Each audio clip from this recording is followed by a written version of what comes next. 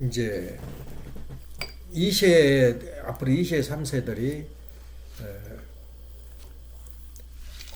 그 뭐랄까 소망 꿈나무로서의 하나님 준비해놨구나 그런 게 그렇게 느껴져. 근데 왜냐면 한두 사람이 아니고 많은 사람 무너진 2세도 많이 있지만은 그 준비된 2세 아주 활동도 무지하게 했더라고. 헌드레이징하고 무슨 거 따라다니면서 같이 하고 활동도 그것을 계기로 해가지고 세 가지 작업을 가졌다는 거야. 새벽에 일어나가지고 이제 운동한 다음에 무슨 고기 자르는데 생선 자르는데 가서 한두 시간 하고 또 학교 가서 공부하고 이제 그렇게 뭐 돈도 좀 벌고 그렇게 해가지고 아주 거의 쓰러져 가지고 그냥 못 일어나고 그럴 때 커피 터질 때 많고 그걸 극복하고 자기가 지금 이렇게 됐다 그러면서 하는데 이제 거기서 느낀 게 뭐냐면 이제 물론 이제 그 단상에 서면 좀 거짓말도 있고 가장도 있는데 그걸 그 사람이 뭘 읽었냐면은 우리 몸은 이중구조로 되어 있다 이거야. 의중구조로. 그러니까 이 하나님은 물질과 그 정신을 완전히 갈라세우질 않아. 그래서 그 아버님도 그 어떤 문제점이 성경을 읽다가 생기는데 뭐 성경에서 해결하려고 아무리 뒤져도 없는 거야. 예. 없어 그 내용이 답이 안 나와 성경책에서 그 우리 문제를. 근데 자연의 어떤 법칙을 이제 보고 자연을 보고 깨달았다는 거야. 그런 부분이 많다는 거야. 그럼 자연이라는 게 뭐냐면 물질 세계거든. 물질 세계인데 우리가 이중구조에서 일줄 세계와 그러면 그 영적 세계를 마음의 세계를 어떻게 우리가 그 구별해서 이렇게 흑백을 논하느냐? 그렇지 않아요. 자연 세계에서 영의 세계를 느낄 수가 있는 거야. 그러니까 다시 말하면 비즈니스를 통해서 내가 자기 외적인 업무를 통해서 자기는 목사는 아니지만 통해서 뭘 느끼냐면 하늘이 동참한 것을 이 영적인 세계를 느끼게 된 거야.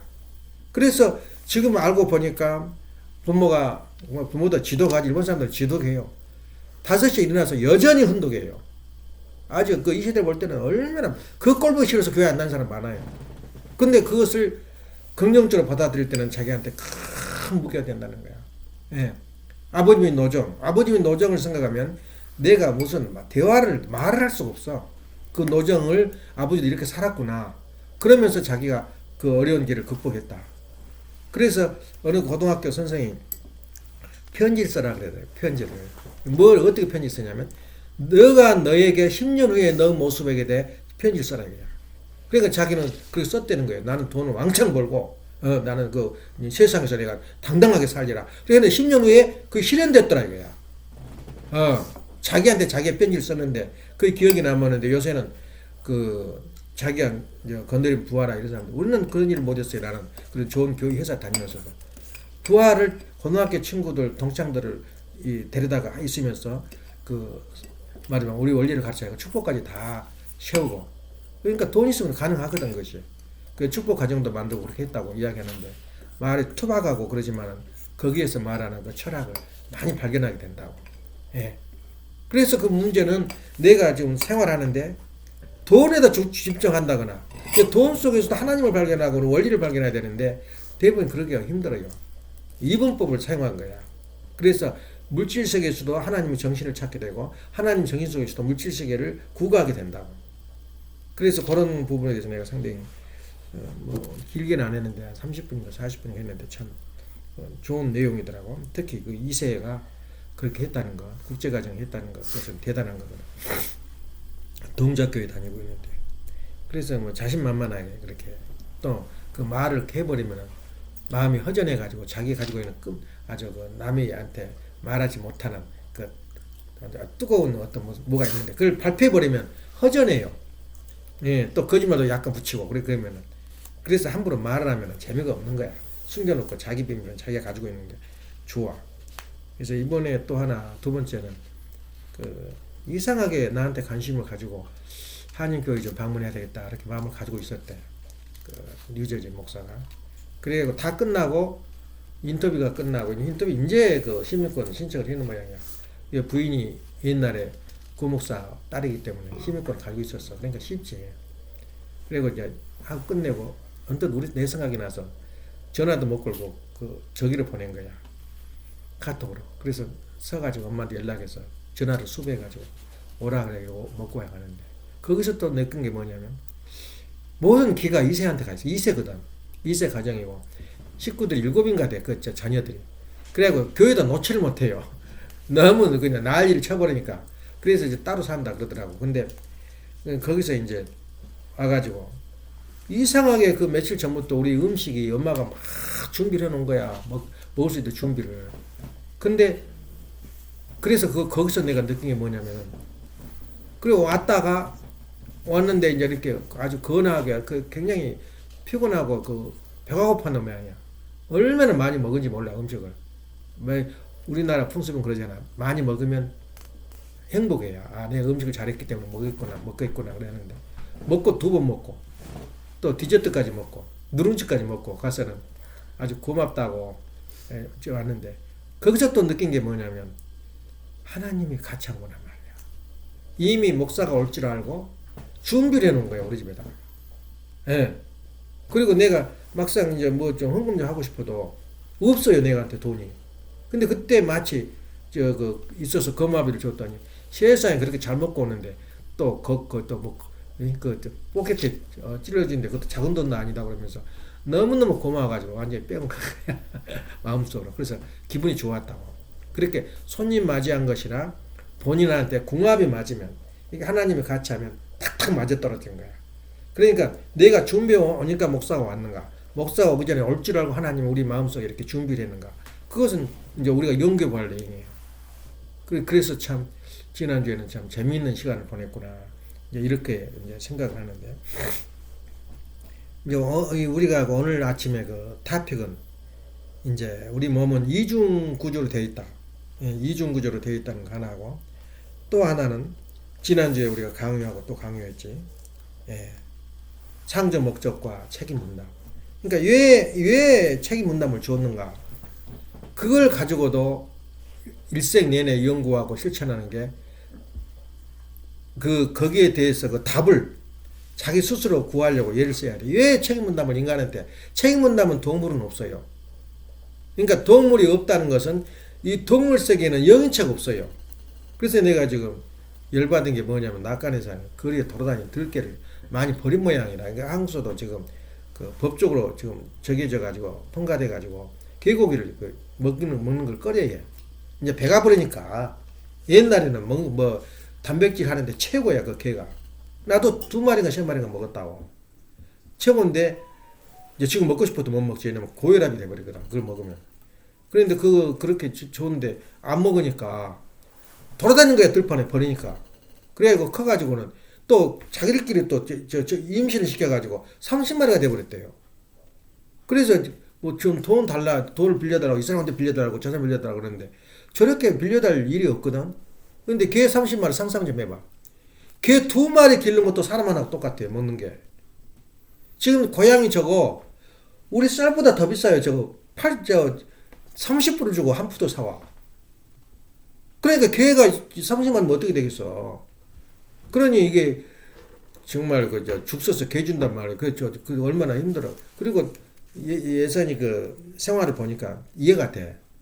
개가 버리고도 10번 버리고도 묻어버릴 개인데 그렇게 피를 지지를 흘리고 그렇게 토에도 이렇게 애기 닦아주고 돌보더라고.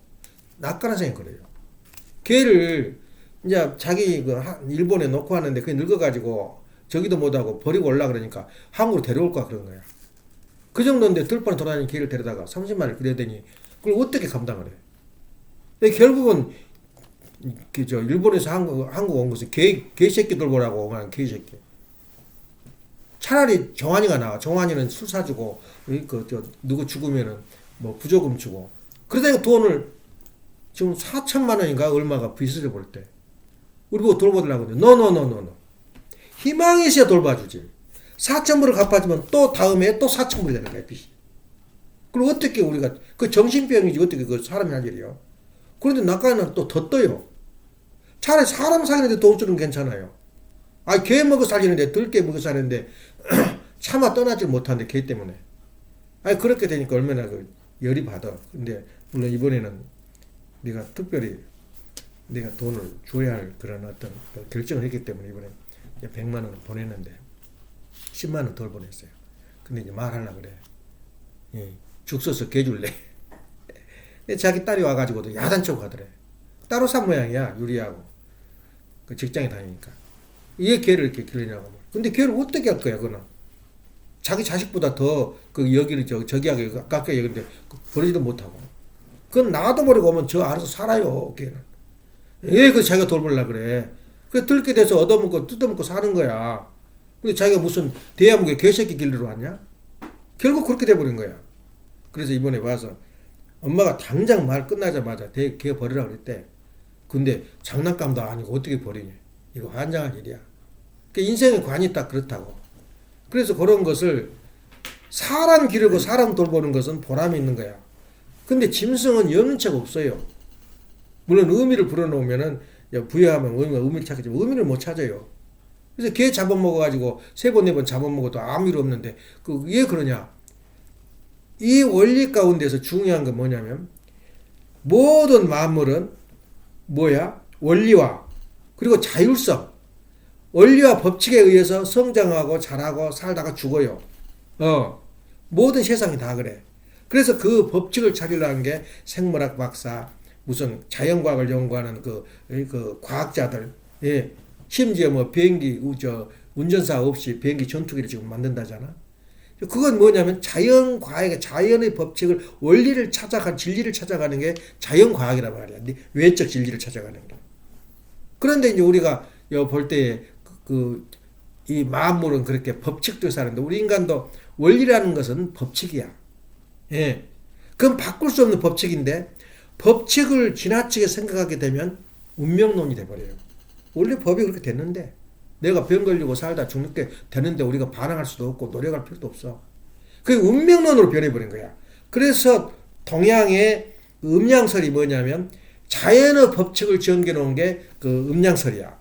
그래서 자연의 법칙이 너가 태어날 때 생일성시 대라, 시간 대라. 그래 팔자를 어느 정도 지적해놓은 거야. 너는 그렇게 사는 거야. 그러면 사람이 어떻게 돼? 운명론에 빠져버려. 인간은 아무것도 아니야. 아니 내가 그렇게 태어났다는데 그렇게 살다 죽는다는데 내가 반항해서 뭐하냐 이거야. 예.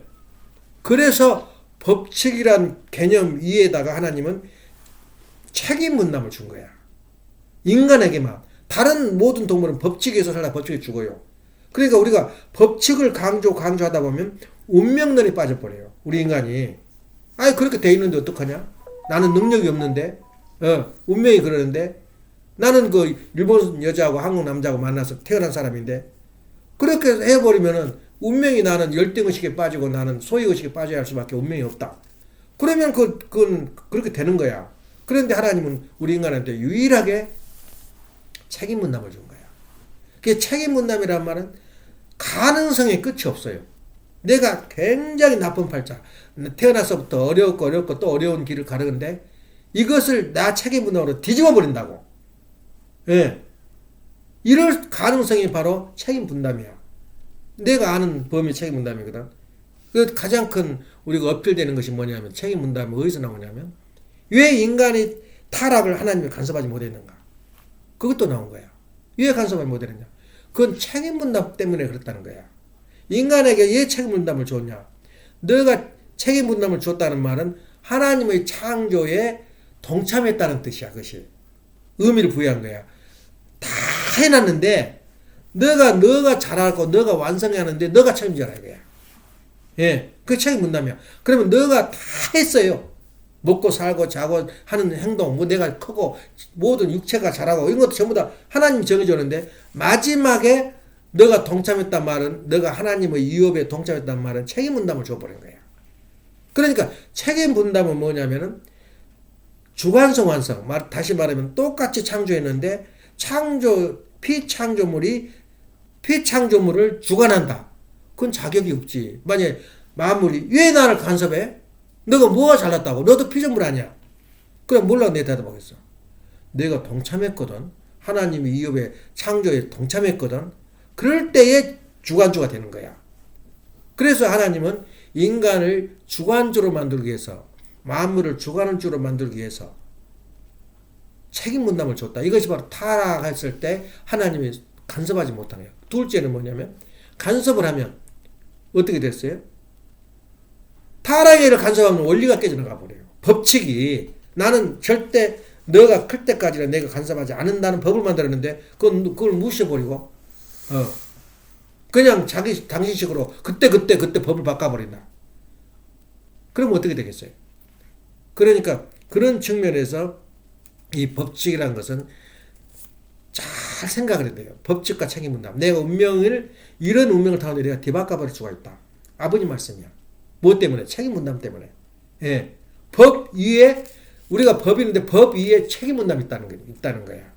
예. 그러면 하나님과 같이 동의권, 하나님과 같은 입장에 설 수 있는 가능성을 부여한 게 우리 인간이야. 그래서 우리 인간은 어디까지 가버리냐면 자기 책임 분담을 완수하면 영계에서도 우리가 그 삶을 누릴 수 있는 그런 영계의 세계까지 우리가 창조를 했어요. 그걸 몰라버렸잖아. 타락해가지고. 전혀 현실적인 것만 생각을 하지 미래는 모르는 거야. 그 인간의 모습이라고. 그래서 세상에서 가장 우리가 힘들고 어렵다. 예.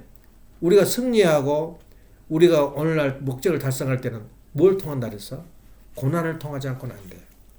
그래서 우리가 지금도 글을 쓰려고 그러는데 낙관이가 생각을 해봐. 내가 써서 냈어요. 뭐라고 썼냐면 다른 건 나는 건 여태껏 살다 방향도 마음이 변하고 내 생활도 변했다. 예. 한번 읽어보라고. 그런데 그 변한 것이 무엇이냐면 세상 것을 다 내려놓고 가정에서부터 출발해야 된다. 가정의 천국을 이루지 못하면 뭐 민족을 위하고 전도를 위하고 뭐 한국을 위해서 시잘돈 살지 말아야 돼요. 자기 가정 하나 못 가꾸면서 어떻게 무슨 말이 거기 나와. 그래서 아주 콕 찔러버린 거야. 자기는 회복이 안 되잖아. 저렇게 사니까. 지금 같이 살기도 싫고. 그래 내가 그랬어요. 우리는 가정을 다시 초심으로 돌아와서 신앙을 지키고 싶다. 그게 내가 첫 시작이야. 그러면 나는 배려를 했네. 그게 아니에요. 현실의 어려움을 극복한다면, 예, 내가 성녀가 될 수가 있어요. 내가 성녀 되는 거 중요하지. 가정 이전에 성녀란 말이야. 하나님의 딸. 예, 어려움을 통하고 고통을 통하고 이렇게 가정이 깨져나가면서도 내가 그 자리에 우뚝 설 때 어떻게 되는 거야? 내가 성녀가 되는 거야. 성녀가 되면 그 이상은 그들은 다음에는 전부 보충이 돼버려요. 그러니까 성녀 되기가 얼마나 어려워. 아주 망나니 남편, 아주 망나니 형제, 예? 저 사람은 베려버려서 도저히 구원의 길이 없고 그 대책이 안 선 사람이야. 근데 그 사람이 나하고 직접 연관이 있단 말이야. 그럼 내가 그걸 극복을 해야 돼. 예, 기뻐하면서 감사하면서 돌보고 도와주고 또 도와주고 하면서 내가 커버린 거야. 이것이 바로 희망이 있고 성녀가 될 수 있다 이거야. 지금 우리가 가는 길은 성녀가 되는 길이지 무슨 가정 이상 찾고 못 찾아. 내가 이미 놓쳐버린 것은 놔둬버려. 그리고 자기가 스스로 커버리다 이거야. 예.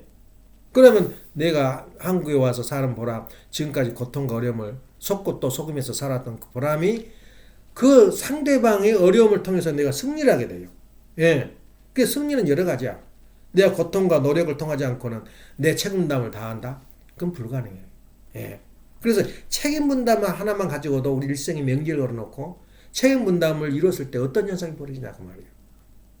우리 소원이 뭐냐면 마지막 소망이 뭐냐면 하나님이 직접 모시고 살고 싶은 거예요. 예.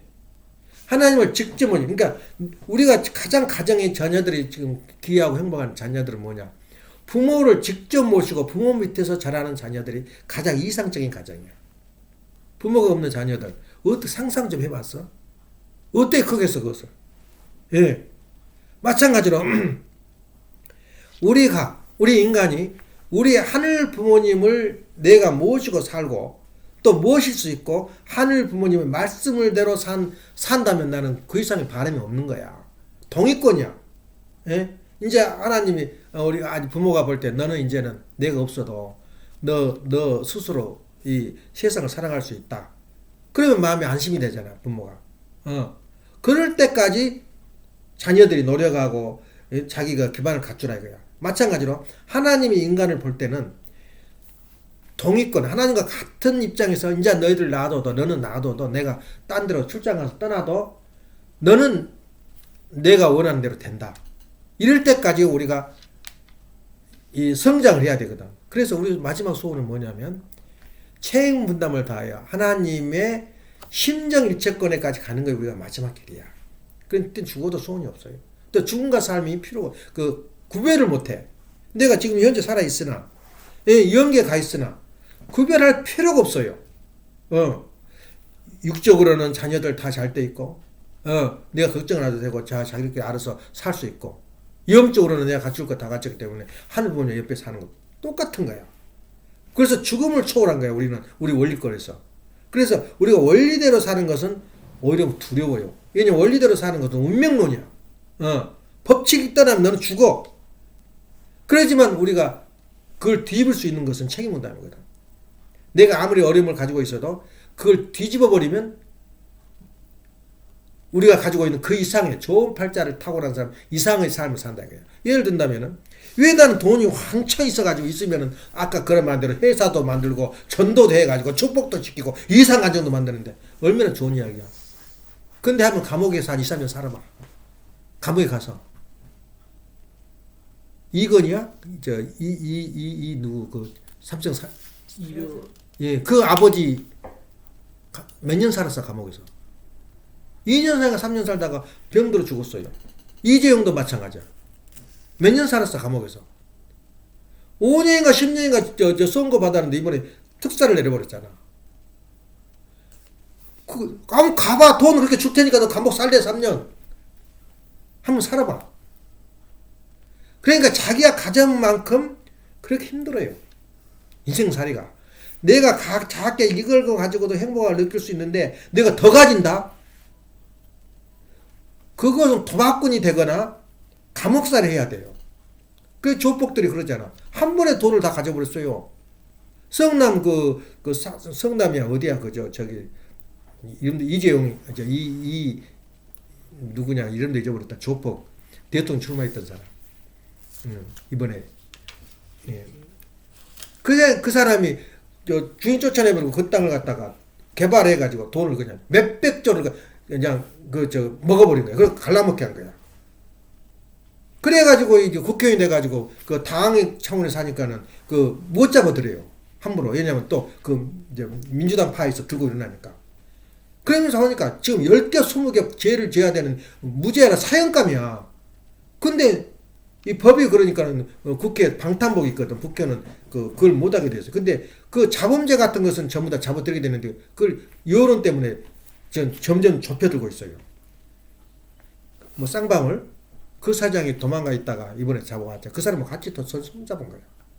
그렇게 되기 때문에 조폭들은 그렇게 힘 안 쓰고 돈을 벌어보려고 그래요. 예. 아무 적이도 없는데. 그래가지고 그 말이 뭐냐면 노력과 고생 없이 돈을 번다. 그건 조폭들이야. 예. 조폭이 뭐냐 조직적인 폭력배라 그 말이야. 예. 혼자 깡패가 된 게 아니라 여럿이 깡패가 된 거야. 그래서 그것처럼 우리가 그렇게 그 길을 갈 수밖에 없어. 예. 무슨 고돌이 한다거나 주식 한다거나 주식은 또 무슨 합법적이니까 문제가 안 되지 뭐.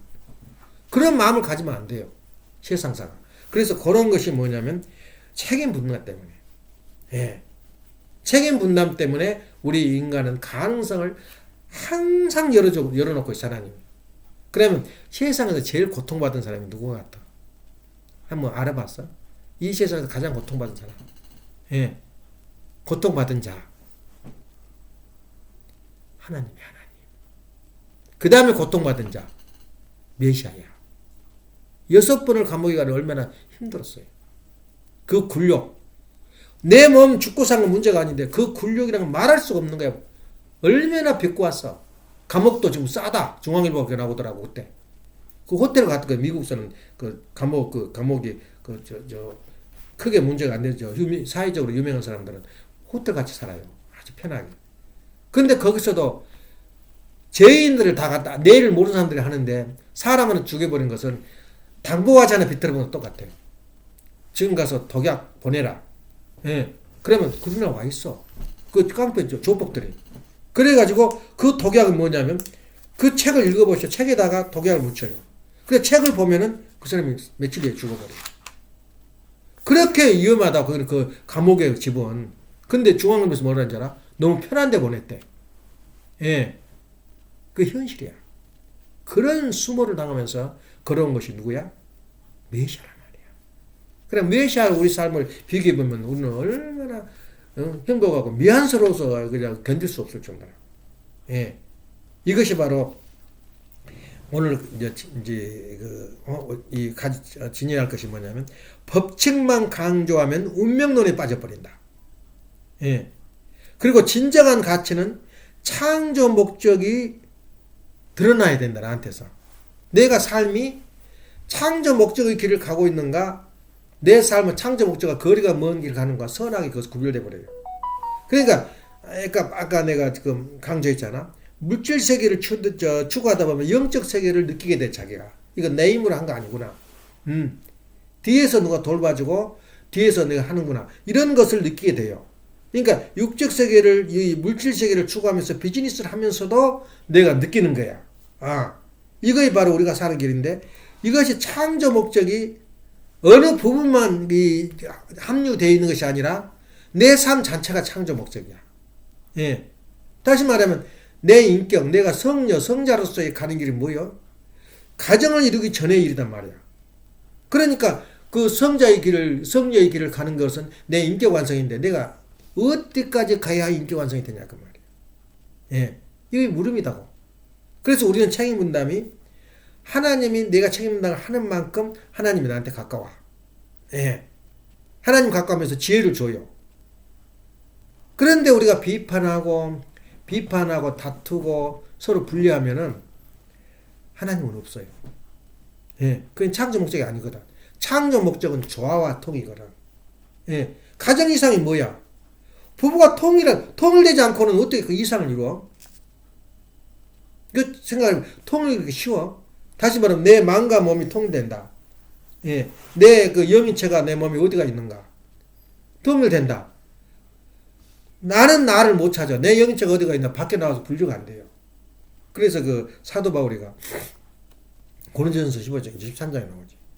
내가 땅 위에 있는지 땅에 있는지 구별이 안 되는 거야. 내가 말하자면 육신과 이완이 된 거야. 그 성경 이 기독교에서는 그걸 해석을 못 해. 그 사람이 말을 하고 싶어 죽겠는데 사도 바울이가 말을 못 해. 그러니까 어떻게 이야기하냐면 내가 어떤 친구를 보았는데 연계에 갔다 온 사람을 봤는데 그거 읽어봐. 그거 나와. 봤는데 땅에 있는지 땅 밖에 내 몸 밖에 있는지 안에 있는지 모르겠다. 그래 삼층적을 구경하고 와요. 그때부터 완전히 돌아버린 거야. 사도 바울이가. 이 세상 것이 아니다. 그래서 자기를 사형시키려고 그러니까 사도 바울이 나는 시민권을 가지고 있다. 로마 시민권을 가진 사람은 황제가 직접 재판을 해.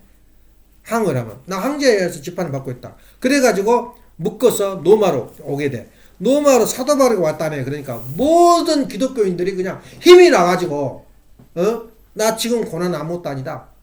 사도 바울이가 바울이가 얼마나 사도가 되고 싶었으면 사도 바울이라 그랬겠어. 사도가 아니야 사실은. 예수님이 이미 죽어버렸는데 무슨 사도야.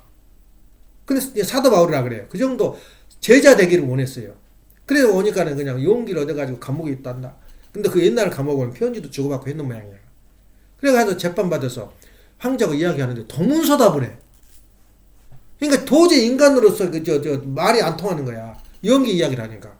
그러니까 황제가 뭐냐면 저 가버렸다. 죽여버려라. 그래서 죽는 거야. 예. 가버렸다는 거야. 저 말이 이상하다는 거야. 연기 이야기를 하니까. 그 연기 세계를 알게 되면 그렇게 우리가 복귀를 동문서답하는 거야. 예. 그래서 그런 이야기가 있는데 그 정도 우리 자신들이 그 몸이 분리가 되는데 우리는 능력이 없어서 분리가 안 돼. 우리 몸에서. 언제 분리되냐? 육신이 사라지고 죽어버리고 이제 영계로 떠날 때 육신하고 분리가 돼요. 예. 그 전에 하나님이 청산세계를 구형시켜 준 거예요. 사도 바울을. 예. 그래서 우리 몸에 어디가 있는지 너무 일체가 돼버리니까 우리 육신하고 구별이 안 돼. 죽을 때까지 우리 영인체하고 육신하고. 내 마음이 육신이고 육신이 영인체란 말이야. 그러니까 내 생각대로 영인체 생각이 또 육신의 생각이 되는 거야. 왜 내가 음식을 만들었는데 나도 모르게 이렇게 만들어져. 나도 몰라. 근데 만들어 놓으니까 귀한 손님이 와가지고 잘 먹고 갔잖아. 이제 내가 늦어지면 떴다 그러면 이제 아주 허리가 걷고 싶더지. 그렇게 된 거야.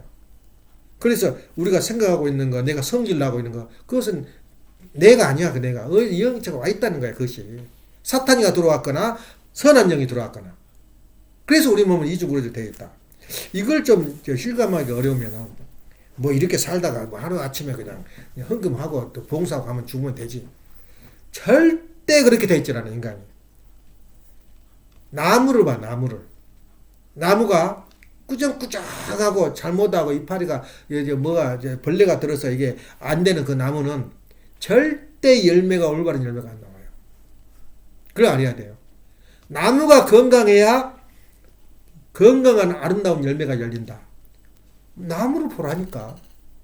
내 모습이 건강하지 않고 내 열매가 내 영인체가 아름답고 행복한 그런 영인체가 되겠냐 그 말이야. 나무가 행복하지 못하는데. 예. 그래서 우리 모습은 나무하고 같아요. 나무 어느 나무 어떤 한번 찾아보라고. 가을이 되면 감나무가 털랑털랑 사과나무 열려 있단 말이야. 그래서 과학자들이 분석해 봤어요. 사과나무 열매 씨가 그 DNA가 그 씨 속에 나무 일생이 들어있어. 어느 정도 자라다가 열매를 맺다가 비바람 치다가 한 15년, 16년 살다가 너는 죽어. 이게 나무 일생이단 말이야. 그래서 그 DNA가 나무에 어디가 있냐 그 말이에요. 그 열매에 맺는 프로그램이 씨 속에 들어있는데 그 씨가 어디가 있냐 아무리 분석해도 없어요. 발견이 안 돼. 나무 핏줄 속에 생명 속에 들어있는데 분명히 들어있는 왜냐 열렸기 때문에 열매가 예, 들어있질 않아. 또 하나 그 예를 든다면 누에꽃이 누에가 얼마나 고생스러운지 몰라. 이파리를 따다가 누에가 성장할 때까지 먹여서 성장을 하면 딱 먹는 걸 멈추고 혼자 그 집을 지어요. 집을 지으면 그걸 떡 따다가 지금도 유명한 실크야. 그 실크도 지금 요새는 가짜 실크가 많이 나왔지만 가짜 실크가 차별이 엄청나요. 실제 실크는 실크로드라 그러잖아. 그 실크를 중국에서 당나라 때는 유럽보다 훨씬 잘 살았어. 동양이. 그 실크로드라 그 실크를 갖다 수출하단 말이야. 근데 그 누에꽃을 얼마나 지금도 누에꽃 해먹고 산 사람 많아요. 그 뽕나무라 그러지. 길러가지고 이파리를 따다가 먹여서 잠을 못 자. 또다락또다락 빗소리 같아. 그 뜯어먹는 소리가. 그것도 시간 안 채우면 죽어버려. 또 안 커버리고. 온도도 맞춰야 되고. 그래서 그 길러가는데 학자들이 이제 생물학자들이 야 이렇게 하지 말고 입에서 직접 따버리자. 실크를 분명히 입에서 그 벌레가 그 먹어가지고 이 토해서 내니까 입속에 없을까? 없어요. 분명히 있어 있는 것은. 입을 먹어서 실을 만들었으니까. 근데 입을 분석해봐도 없어. 안 나타나진 않아. 여전히 지금도 잎을 그 뽕나무 잎을 뇌꽃이나무 잎을 먹여야만이 실크를 만들 수가 있어. 우리 인간도 마찬가지야. 나무도 마찬가지야. 세상 만물이 다 그렇단 말이야. 튼튼한 뭔가 건전한 뭔가 마음을 가질 때에 내가 온전한 영체가 되고 자녀들이 그렇게 열매를 맺어요. 그러니까 아침에 혼독에 한 사람들이 짜증내고 안 다녀본 사람이 많이 그래서 더 그런 거 다니기 싫다는 사람 한두 놈이 아니야. 근데 또 그 혼독의 그 모습 처량하고 비참하고 불쌍한 그 부모의 모습을 내가 읽었다 그야. 그 자녀들도 있다니까 이세도. 그래서 그대로 우리 부모가 얼마나 고생하. 그럼 원리대로 살아보니까 옳더라 이거야. 원리대로 실행해보니까 그게 되더라 이거야. 그리고 글로벌 이 국제적으로 세계적으로 나가면 원리가 하니까 가능하더라 이거야 그것이.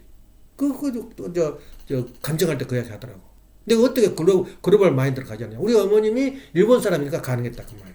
일본에 미국 와서 지점을 만들었대요. 유통업체 지점을.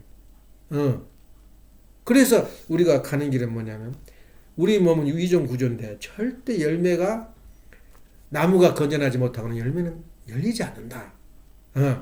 내 육신이 건강하지 않으면 영체도 병든단 말이야. 근데 문제는 병든 게 우리 몸이 약한 거랑은 또 달라요.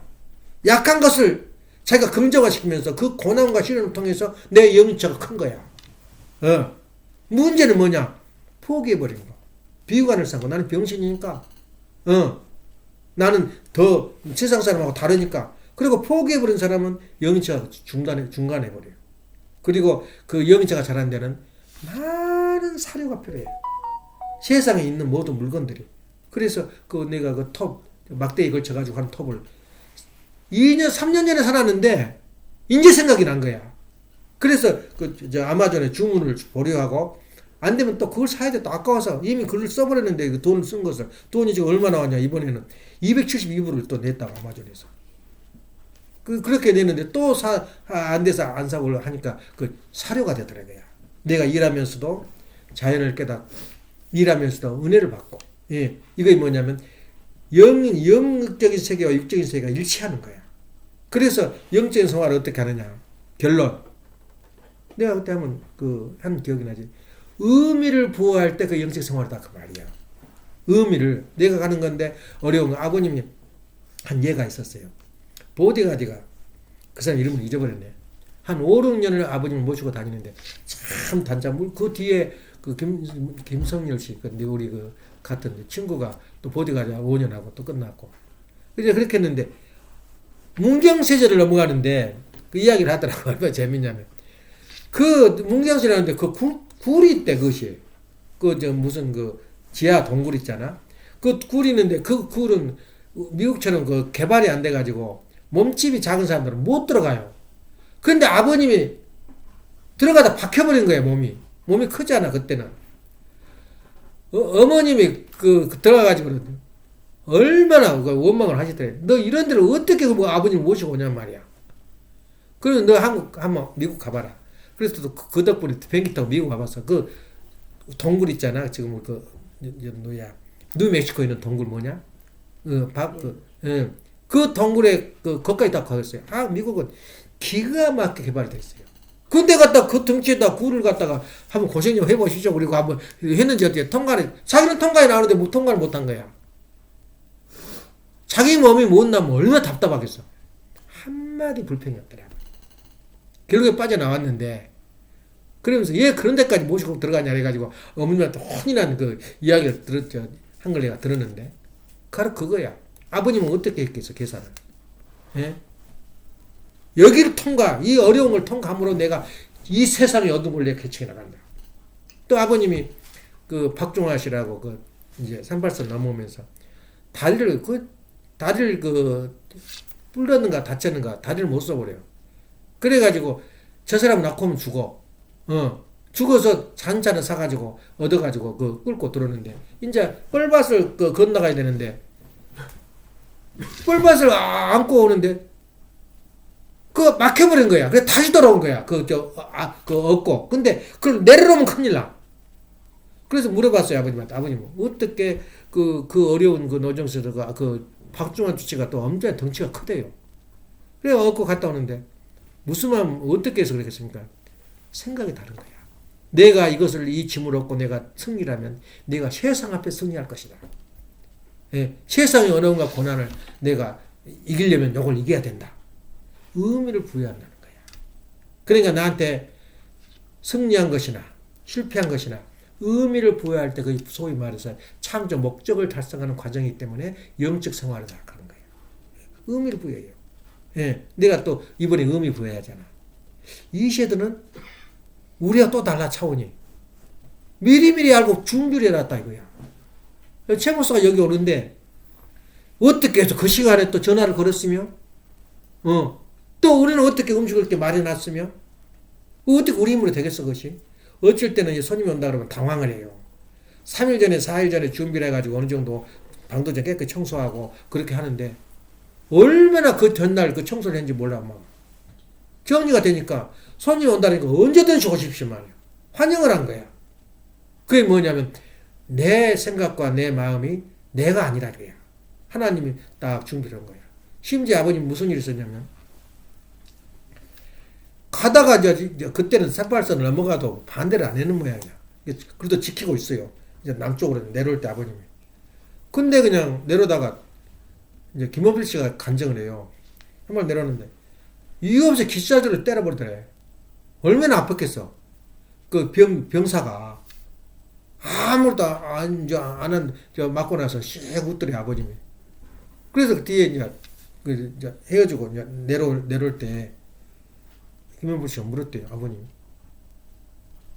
왜 얻어 터먹고 억울하지도 않냐고 그러니까 야 좀 기다려봐라. 엄청 그때는 먹는 게 최고잖아. 엄청난 준비가 돼 있을 것이다. 그래 이제 가니까 어느 마을에 그 초가집 하나가 있었는데 거기 들어가니까 한 여자가 음식을 쫙 말아놓고 기다리고 있더라고요. 꿈에 귀한 손님이 올 테니 너 밥을 차려놓고 기다리고 있어라. 그래서 실컷 먹었다. 빰 하나 맞고 음식을 먹고 왔다는 거야. 지금 우리가 알고 있는 거 아버지의 행적과 삶만 우리가 이해해도 끝이 안 보여요. 그건 메시아 가는 길이야. 빰 하나 맞고 그렇게 했다는 거야. 그래서 그런 이야기를 하게 되면 또 어디 가서 이제 문경 세제를 넘어가는데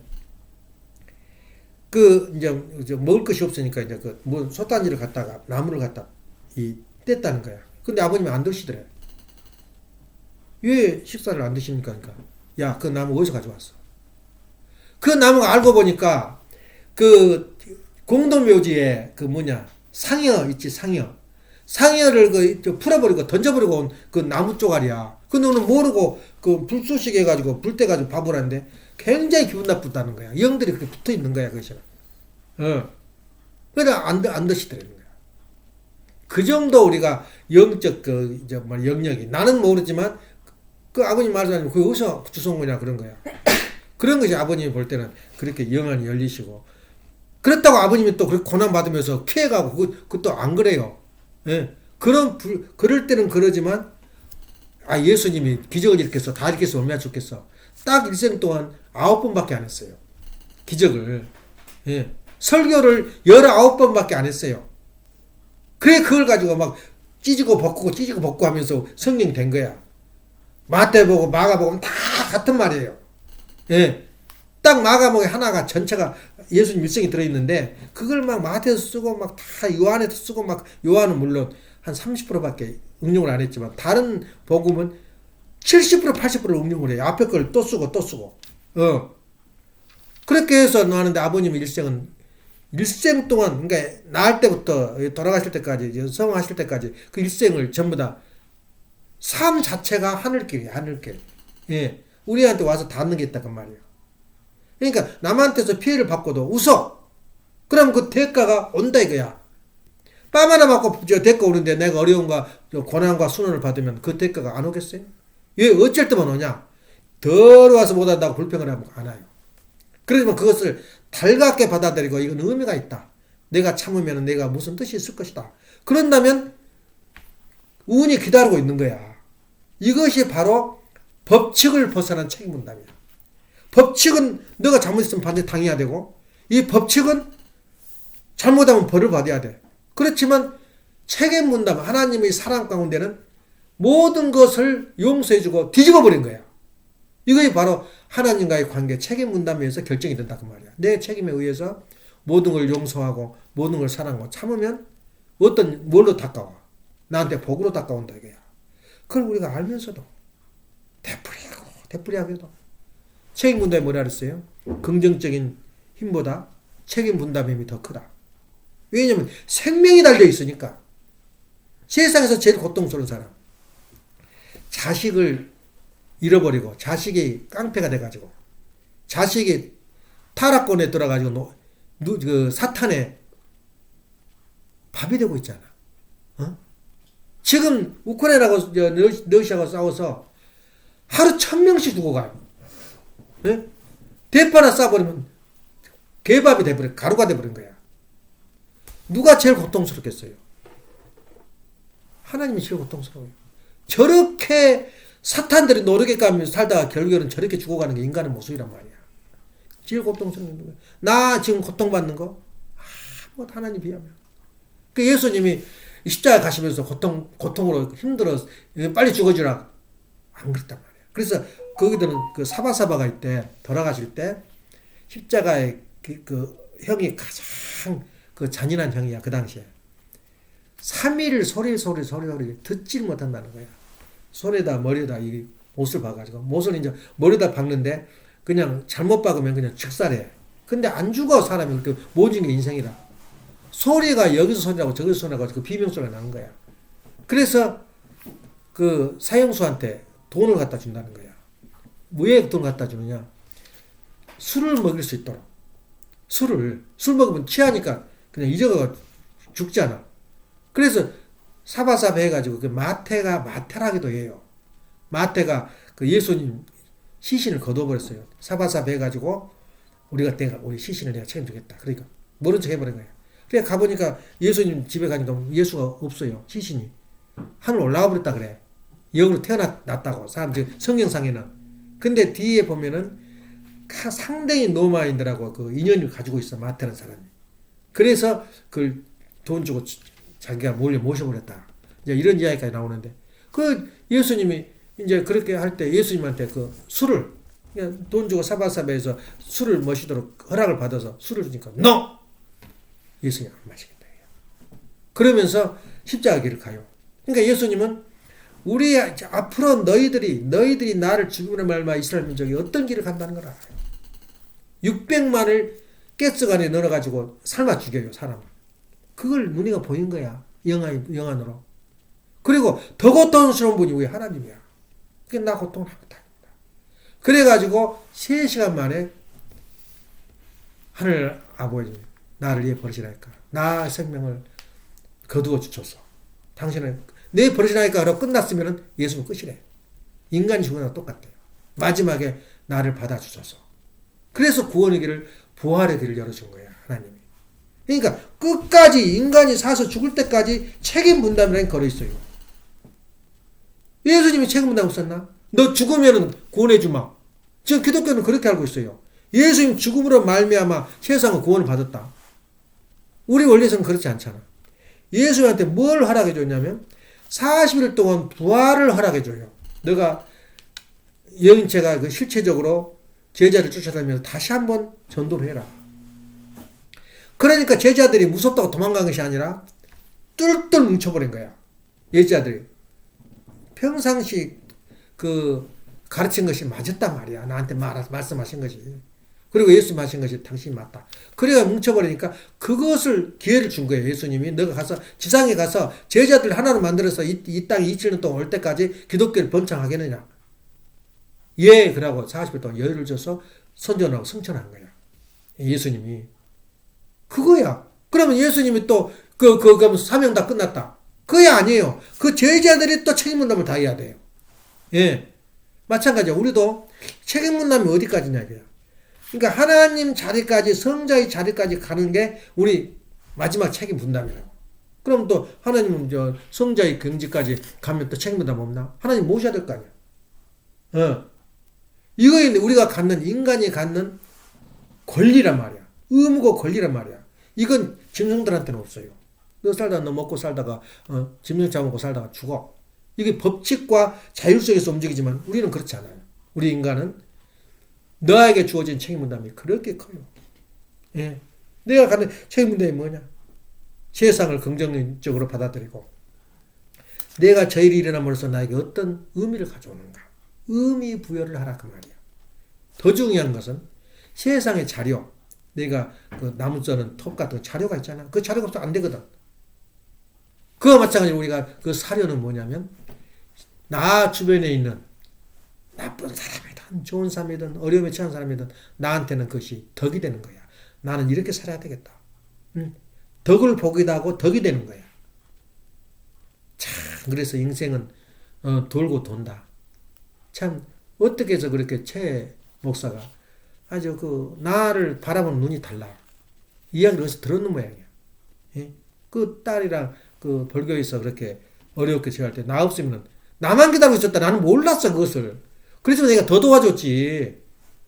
나는 그냥 11조 헌금은 내는 게 그냥 의무로 생각하고 왔지. 내가 아니면 저 교회 운영 못한다 그랬다면 차원이 다르지. 나 창원에다 헌금 안 하고 다 가져왔지. 근데 반은 잘라서 창원에 내고 반은 잘라 거기 낸 거야. 근데 집에 들어와서 돈이 없어요. 집에는 우리 부모들이 돼지 길르고 뭐 길러서 그렇게 어렵진 않아. 그냥 그렇게 해서 조금만 돈 주고 담배값 정도 주고 거기다 주고 온 거야 전부 다. 그래서 그런지 그렇게 뭐랄까 또 그 자녀들한테도 그렇게 서로 이제 베풀고 말하자면 좋은 그 인연 관계를 갖게 된다고. 그래서 전번에 경황이 없으니까 그 성화식을 하는데 경황 없으니까 그래 고개를 끄덕여 가버리더라고. 그러니까 엄마도 섭섭히 생각했는 모양이야. 그냥 거칠게 인사하고 가버려서 이제 그런가 보다. 아이 바쁜 거 당연히 바쁘게 해서 정신이 없겠네요. 그리고 이제 말하는데 이제 식사를 하는데 찾아왔어요. 나한테 찾아와가지고 아이 목사님 내가 아까 실수한 것 같네요. 나는 이제 기억을 얼굴을 모르니까 아이 김정은 목사인지를 모르고 필립 목사인지 모르고 내가 그냥 지나쳤다고 얼마나 미안해한지 아이 됐다고 바쁜 사람이 무슨 정신이 있겠냐 그랬더니 그래 와서도 마음속으로 필립 교회에 한번 방문해야 되겠다 그런 마음을 먹었는데 와서 대접을 잘 받고 갔잖아.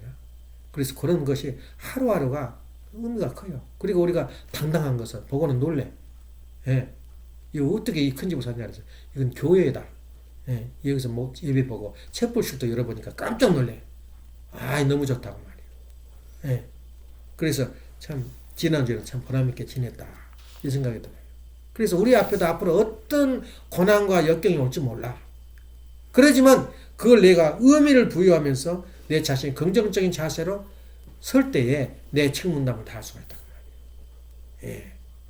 그래서 제일 어려운 나를 나약하게 만들어버린 것은 불평, 불만, 그리고 불안. 예. 이걸 나한테 가장 나약하게 만든 사탄의 작전이라. 예. 그렇게 알고. 오늘 내가 이렇게 강한 모습으로 있게 한 것은 내 힘이 아니라 하늘이 나한테 인도해주고 모든 것이 함께 하고 있기 때문에 내가 오늘 좀 이렇게 건강하고 즐겁고 재밌게 산다. 이런 마음만 가지고 있으면 다 세상이 이루어지는 거예요. 소원이 다 이루어져요. 기도합시다.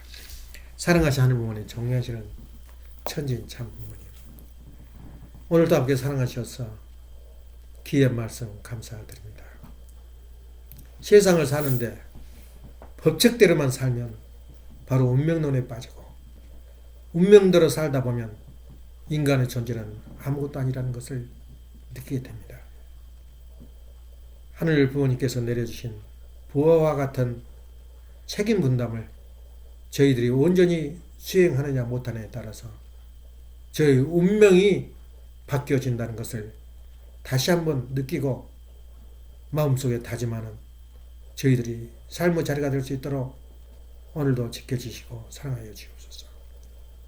이질도 아버님께서 사랑해 주시고 함께 해주신 아버님의 준비되신 그런 환경을 저희들이 온전히 이용하고 저희들이 여긴 처가 무럭무럭 자랄 수 있도록 허락해 주시는 은혜 앞에 감사드리면서 축복을 주신 가지 김종환 하늘까지 물어보고 가며 아랫삼나이다.